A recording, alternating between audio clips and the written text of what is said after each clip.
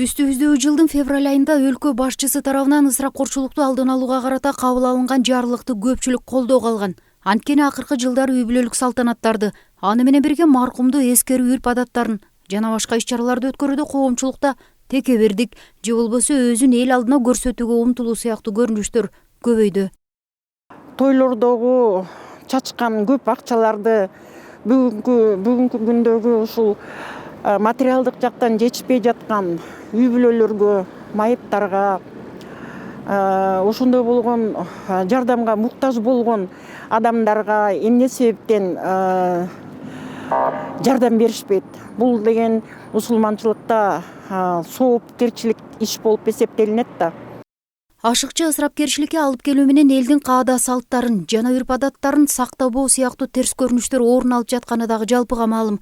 Андай көрүнүштөрдү социалдык тармактардан баймабай эле көрүүгө болот.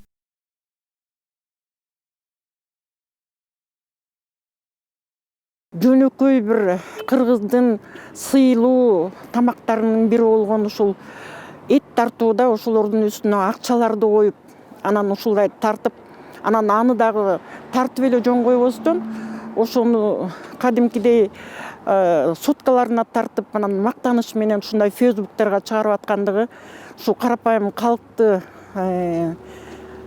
элдин кыжырын келтирет да. Курулай бедел күтүп атаандашуу менен үй бүлөлүк капчыкка ылайык келбеген той аштарды өткөрүү өзүнүн кедергисин тийгизүүдө.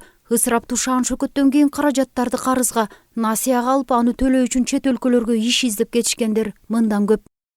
Эс болобу, той эси болобу, негизи эле ысырапкорчулукту кичине кыскартсак, биздин өзүбүздүн деле үй бүлөбүзгө, экономикага деле бир жакшы нерсе өбөлгө болот эле да. Анан баягы жаманчылыкка келгенде эл эт жейли, анан тамак ичели дебейт максаты. Максаты азыр топурак салыш керек, анан жаназага туруш керек максатта. Эми могу тойлор болуп атат, эми тойлордо 300дөн 400дөн киши чакырып атышат. Бирок ошол эле учурда айрым жаштар арасында ашыкча чыгым кетирүүдөн баш тартып, кайрымдуулук иштерин жасагандар дагы жок эмес.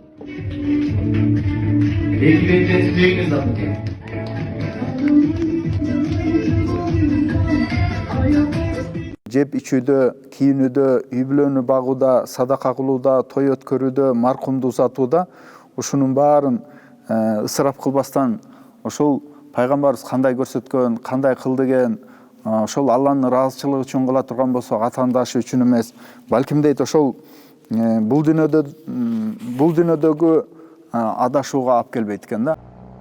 Өлкө башчынын жарлыгын ишке ашыруу облус, район башчыларына, жергиликтүү өз алдынча башкаруу органдарына жүктөлгөн. Ал эми дин башкармалыгына ысырапкерчиликке жол бербөө жана алдын алууда тиешелүү фатваларды чыгаруулары сунушталган. Шаарда бир кайсы жерде бир маркумду узатуу зыйнаты болуп жатса, ошол жерге биздин ички иштер бөлүмүнүн кызматкерлери, мэриянын кызматкерлери жана тийиштүү тармактын кызматкерлери менен чогуу бир рейдке чыгып, ошол жакта малдын ашыкча союлбашы боюнча түшүндүрүү иштери ар дайым жүргүзүлүп келет бүгүнкү күнгө чейин. Жарлыктын чыгышы менен алгачкы айларда түшүндүрүү иштери жүргүзүлүп, бирок ал кийинчерээк токтоп калган өңдө. Болбосо атка минерлер өзүлөрү башында туруп, ашыкча чыгымдуу тойлорду өткөрүп эле жүрүшөт дегендер дагы жок эмес. Ал эми мыйзам долбоорунда маркумду акыркы сапарга узатууда катышуулардын саны чектөөсүз жана бодомал союлбайт делгени менен ал деле толук кандуу ишке аша элек. Айрым учурларда 2-3төн бодомал сойгондор дагы деле күчүндө. Гүлбарчын Молдоева, Сталбек Саманчиев, жаңылыктар.